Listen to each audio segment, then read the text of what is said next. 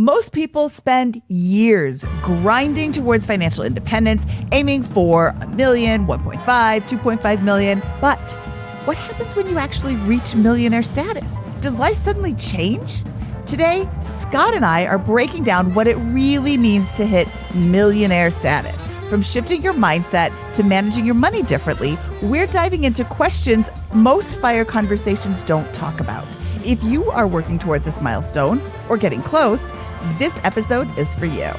Trent, I am so excited to talk to you today. Trent, you sound like this this guy who used to attend some college sports that I used to play and go, well played, Trent. Good tackle, Trent. And nobody had the heart to tell him. They wouldn't correct him. Let's just put it at that. So I definitely wouldn't have corrected them. I get emails every once in a while that say, Dear Trent, as well. So that's always fun. But yeah, today, that doesn't work. And I are going to spend... You can say Mandy. You can say Marnie. I've got a whole list of names that people email. They type out Mindy at BiggerPockets.com. Hi, Marnie. Hi, Mandy. Trent and Mandy. Mandy and I are going to be breaking down today what it means to really hit millionaire status. From shifting your mindset to managing your money differently, we're going to dive into the questions most FIRE conversations don't talk about and the different mentality I think you need to bring to preserving wealth that is fundamentally different in some ways than what it took to build wealth. So if you're working towards this milestone or you're very close or just recently surpassed it, this is the episode for you. Okay, Scott, let's jump into it. We have both hit what my husband calls the double comma club. I don't know if he made that up. If he didn't, I don't really care. He wrote about it when we first hit the double comma club in 2014. He was one day shy of turning 41. How old were you when you hit the double comma club? I would have been in the 28-ish range, somewhere around there. And how did it feel? The event itself, I'm not sure I could tell you what day it was or whatever, but it certainly was a milestone that I remember being like, oh, wow, I'm a millionaire now.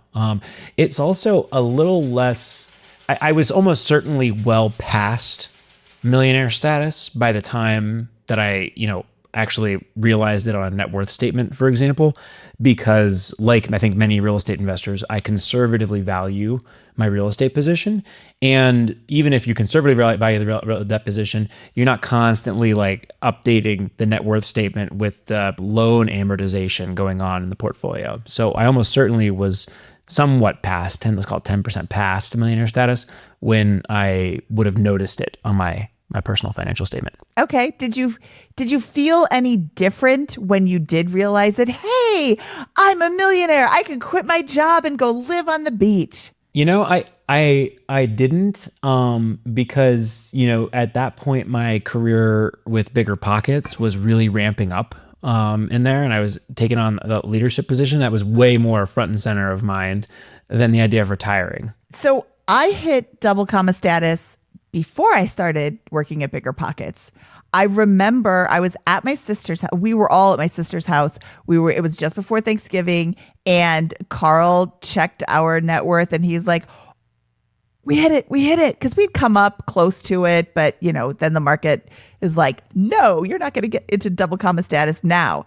And for like a hot second, I was like, wow. And then I was like, oh, so I still have 2 kids and I'm still making Thanksgiving dinner and I've still got all of these, I was a stay-at-home mom at the time. So I still have all of these stay-at-home mom responsibilities. It was like this blip. And then I just went back to whatever because it didn't feel any different. And I think the reason it didn't feel any different, it wasn't like sitting in a big pile, like a Scrooge McDuck pile of, gold coins and treasure chests and things dripping all over the place. It was just in a bank somewhere, growing again. Yeah. And then another component for me, Mindy, on this is a big chunk of my wealth was in BiggerPockets as a company, and still is. And it's, when I think about my financial investments, that's the number one. That's like the what I do every day is to grow BiggerPockets, to bring its reach to more people, to fulfill its mission, and to build it for shareholders, of which I am one. But on a personal financial statement, it's just different to reflect on that, and you evaluate so conservatively, whatever that is. So that's another piece where it's like, when did I hit millionaire status? Well, it could have been before that, depending on how we want to think about that. So it's a complicated, I think, experience for me, and because my assets were not tied so directly to the markets where they would show up on a personal financial statement. Okay, I love that you have said I valued it conservatively twice, at least twice. And you're talking about specifically the investments that you have that are not publicly traded companies. Your real estate, which fluctuates and varies, and if you want to value it aggressively, you are going to lead yourself down the wrong path. Let's say you have a property that you would conservatively value at 500,000, and realistically you could probably list it for 525, 550, 575. Valuing it at 600 when you can only list it for 550, not such a big deal. But as you continue to value it higher and higher, even though it really hasn't changed all that much, your net worth changes a lot and you're operating under incorrect circumstances. I think your holdings in BiggerPockets, which is not currently a publicly traded company, is even more important to value conservatively, because it's not like you can trade this on the open market. I have a couple of pre-IPO companies that I am also invested in, and I guess what they're valued at, or I just value it at what I invested it in. And, with no growth. I do believe that there's growth potential, but I'm not going to count on that because it's not easy to get out of right away. The BiggerPockets money audience, you can go on just YouTube on our community channel and see this, but thinks that the midpoint at which point you can be considered rich is 2.5 million. And I think that's there's a debate about what's the new millionaire, because and it's a very vague and ridiculous question, because what compared to what? Compared to 30 years ago, 40. But, I think that 2.5 million is potentially, if you're looking at the Millionaire Next Door, for example, when that was written versus today, it's about $2.5 million difference in there. So perhaps that the meaning of millionaire, as people kind of came to understand it, in the 90s or whatever, is really more directly tied to a $2 to $2.5 million net worth, and that is overwhelmingly the goal, the midpoint of the goal for BiggerPockets money listeners in terms of what they declare as their FIRE number. There are plenty of people who are lower or higher, but that's around the midpoint there. So maybe we should even reframe parts of this conversation to say, as you cross 1 million or begin approaching 2.5 million in there, if you're in that range, how do things begin to change in the way you think about your portfolio in a general sense? What do you think about that? Is that a good reframe? It's a good reframe. However, I just looked up what is the definition of millionaire, and it's a person whose assets are worth more than $1 million or $1 million or more. Oh, you got me, Mindy. You got me. Yep. Technically, a millionaire is still somebody who has $1 million, but you said rich, not millionaire. And those are two different definitions. And I think more and more, $1 million doesn't make you rich, which makes me feel like such a snot for even saying that, because $1 million is $1 million. That's still a lot of money. You will be in the minority. You'll be in the minority of BiggerPockets money listeners if you say $1 million is enough. Now, that's true. $1 million may not be enough, but it's still a lot of money. And anybody who doesn't think it's a lot of money, go ahead and send me $1 million and tell me how you feel after that. That's JENSEN if you're writing me a check. $1 million's great, and I am super proud of the fact that 1/3 of BiggerPockets money listeners are millionaires. But it does not change the fact that the mentality. So again, when do you go from I am attempting to build wealth aggressively and shift towards I'm going to preserve wealth so I can FIRE? That's really the crux of the question that we're debating here, I think, in my view, or at least how I internalize it. And it begins happening around $1 million, but it ends happening, or it's an acute problem by 2.5 million, I think. How are you protecting your wealth now that you have reached the double comma club? If you're starting out, right, when I'm 23 and I have no net worth, right, or I have $5,000 net worth, whatever, in there, and I'm just getting going, there is no reason to not take, for example, the advice in the Simple Path to Wealth or real estate investing advice to its logical extreme and house hack continuously at 95% leverage and invest in an index fund with 100% stock market concentration, or even maybe take on riskier bets. Like you just have no wealth to lose.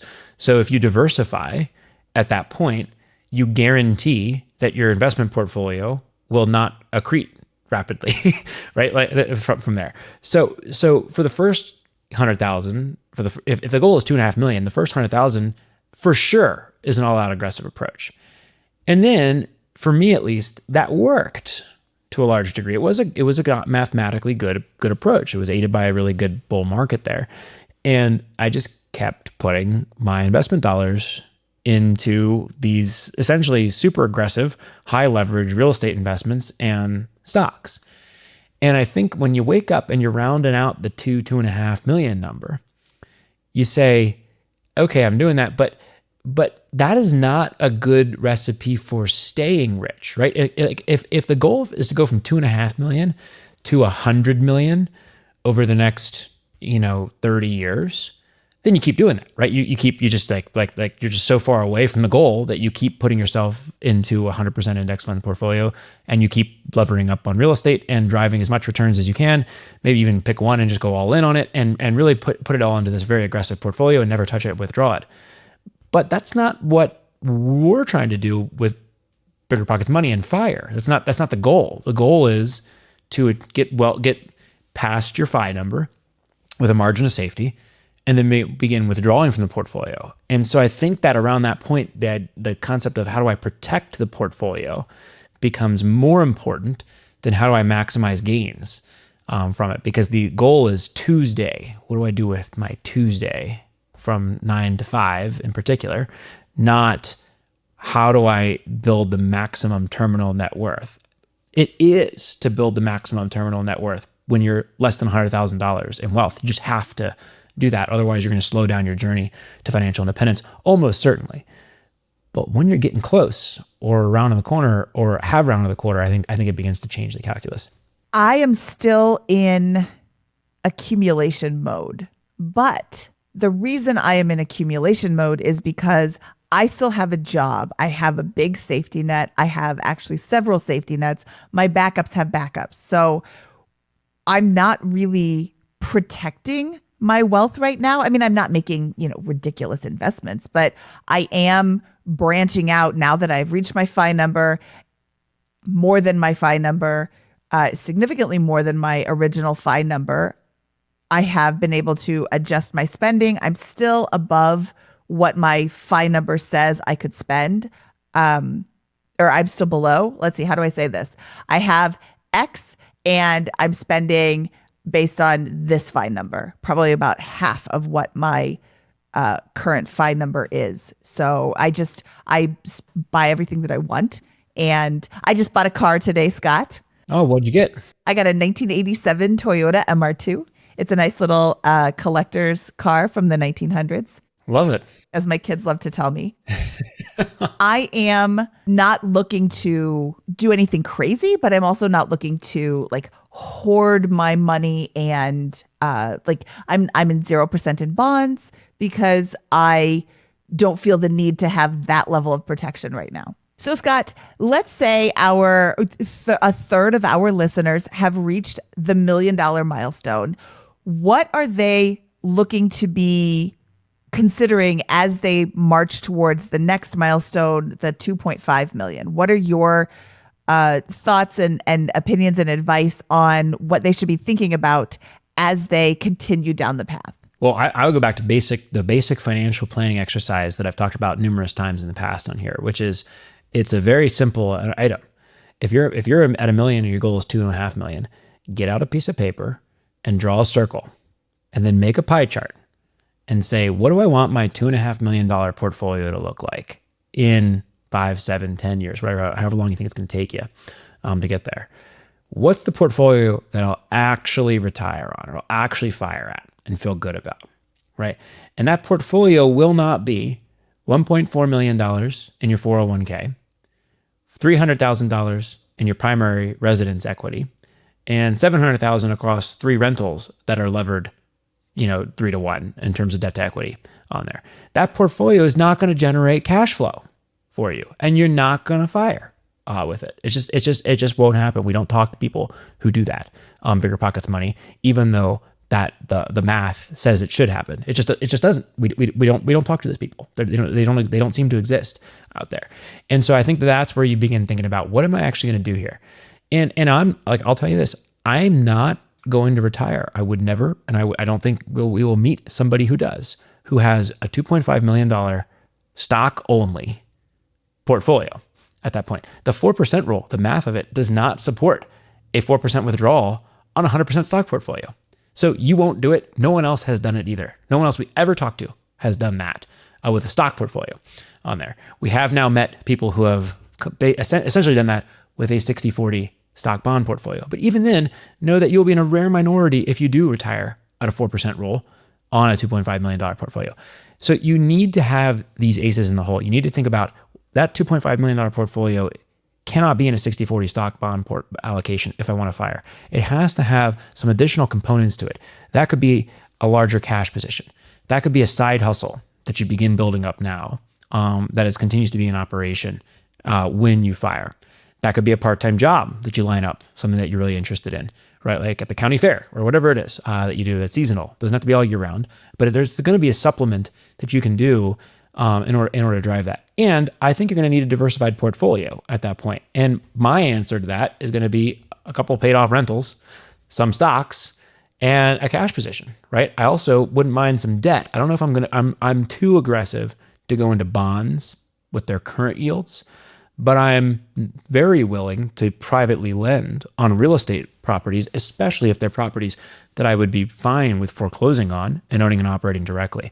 So those are answers those are answers that I have to that question, but you need to be asking those questions now and saying, great, I'm going to remain aggressive in my portfolio because I'm still fairly far away from my goal, whatever that number is at $1 million. But if the goal is 2.5 million, I'm still fairly far away from it. So I do need to remain aggressive in order to round out the journey. But I've also got to begin thinking about moving the chess pieces a couple years in advance, because you don't want to end up with is that $2.5 million middle-class trap portfolio that has way too much in the 401k.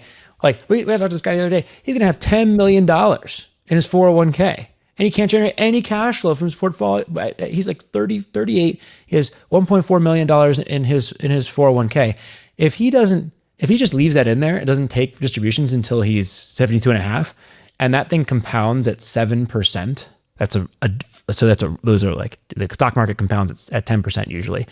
Take 3% off for inflation, you get 7% compounding. He'll have $10 million in 2024 dollars at 72. I don't have to pay taxes on it, right? That's a bad plan for fire, in my view, on this. So those are the things I would be thinking about in advance. I'm sorry for going on a very long-winded rant here, Mindy. Please react and tell me where I'm crazy or how you differ here. I don't think any part of that is crazy. I was just going to chime in with some cautionary tales with regards to the middle class trap. If you find yourself in this position of $1 million of net worth, that's awesome. Let's clap for you. Hooray. That's fantastic. But now I want to look at your asset allocation. I want to make sure that not all of that is in your 401k. And if it is, now's the time to look at your numbers, look at your income, look at your tax obligations, and look at what you are setting yourself up for if you continue to contribute solely to your 401k. I want to encourage you to look at after-tax brokerage accounts. I want to encourage you to look at the Roth option in your 401k if your company offers it. And if they don't, ask your HR department to consider adding it next year. So I want to see money in Roth accounts if possible. Mega backdoor Roths if you don't have the ability to contribute normally to a Roth plan. I want to see you putting money in the Roth. I want to see you putting money in the after-tax brokerage accounts just to give yourself more options when you get to 2.5 million, because you don't want to find yourself. I mean, it's still like, it's a great problem to have, but it's still a problem to have all of your net worth tied up in your traditional retirement plans and your home equity. You can't access that money very easily or very cheaply. So you've saved all this money and you can't actually get to it. Or you can, but it's going to cost you money. And why pay taxes and fees that you don't have to, simply by switching up your asset allocation now? So that's all I wanted to add to that, Scott. What I did want to ask is, you said cash position. What sort of cash position are you suggesting in terms of like monthly or annual spending? Have we met someone who is fired maybe we've met, we're sure you met somebody But when's the last time you've talked to somebody who had less than a year of cash who's fire? Probably me. I don't keep a ton of cash, but again, I have a job and then I have another job. I'm a real estate agent. That's not quite as consistent, but do we get paid twice a month? So twice a month, I have an infusion of cash into my bank account. So I don't need a lot of cash. I have access to other buckets if I need to get larger money. That said, would you agree that it's pretty rare to meet people that do not work, that are fire, that have less than a year of... Oh, you said fire. Yeah. I would say yes, unless they are nearing the end of, the cash cushion that they did have and are getting ready to withdraw from their portfolio again, just to infuse the cash. But yeah, having a cash position is really important. Carl and we were just speaking with Emma von Weise about preparing for retirement, and she suggested ceasing or significantly reducing your 401k contributions and your retirement plan contributions in favor of building up a 2-year cash runway, just to give yourself options. And I think that's that's the whole name of this game. Options. You want to have as many options as you can. Yeah. So I was citing stats earlier, right? 31% of BiggerPockets money listeners are millionaires, or so they report on our YouTube polls, however official those are. And 14% of people listening say that they're 3 years away or less from fire, and 9% say they're fire now, right? 21% total. So if you're in that group, I think you have a very different reflection. Like if you're at $1 million and trying to get to $2.5 million, you still need to play it pretty aggressively. Like there should be an aggressive portfolio, or and it's all a gamble, it's all bets, it's all math, it's all probabilities, right? A sequence of return risk could really drive things down, but you still have multiple years left of accumulation and grind to get to your goal if you're in that situation. But if you're 3 years or less away from fire, you should be really uncomfortable if you are 100% in stocks. I know I'm saying this a lot. I want to scare folks around this. I may cost you a lot of money long term if you act on that at some. Actually, let's change this here.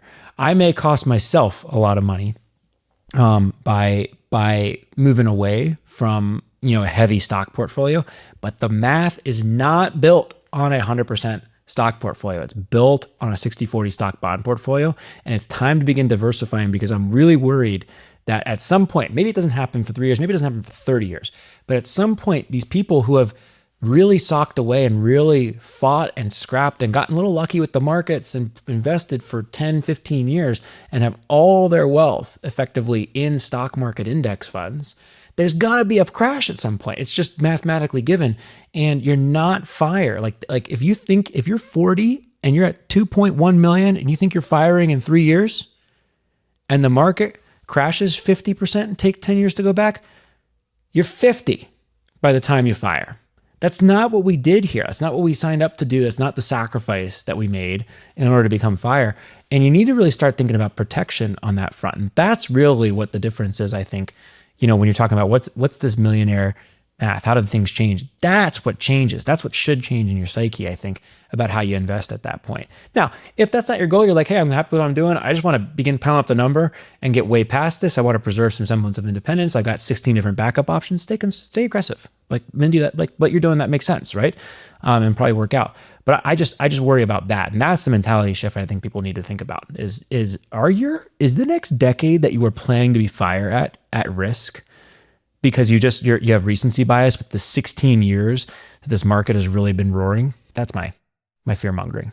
I think that's a great point. And, Scott, our listeners don't have to agree with you, but I want them to listen to what you're saying. Blindly following along, I read this one thing one time, and therefore that's what I'm going to base my entire 10-year journey on. Or I read this one thing, and then a year later I read something else, and yeah, I'm good. That'll be forever.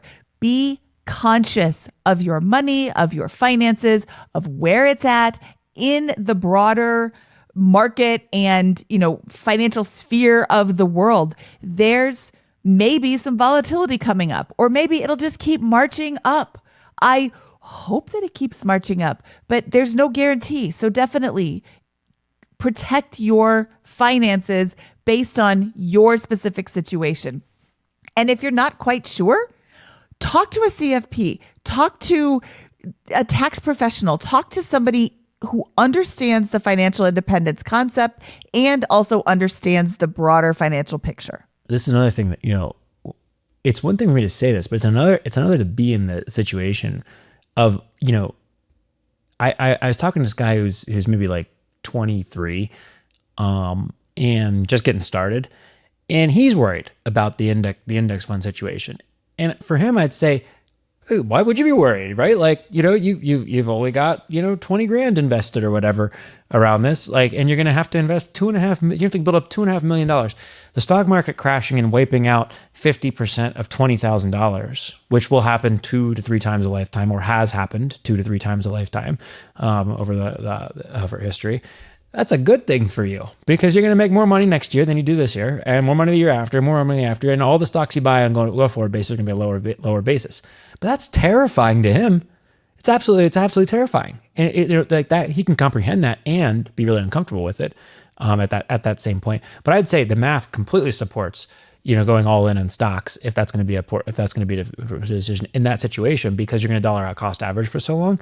But that math is very different, again, if you are attempting to live in that portfolio and you think you're 3 years from fire right now. Absolutely. I could not agree more. I think that there is a lot of value in speaking to a professional. I think there's a lot of value in just really sitting down with your numbers and really looking over them. Look at your actual spending. Look at your actual savings rate. Look at your actual goals and desires for your life after financial independence, and make sure that you're on the right track. Now's the time to pivot. You don't want to find yourself like on the track. Oh, I'm going to retire in 3 years. And then in 3 years, you're like, oh crap, I can't retire in 3 years, but I already gave my notice to my boss. Ooh, like really be conscious of this, especially as you're getting closer to the end.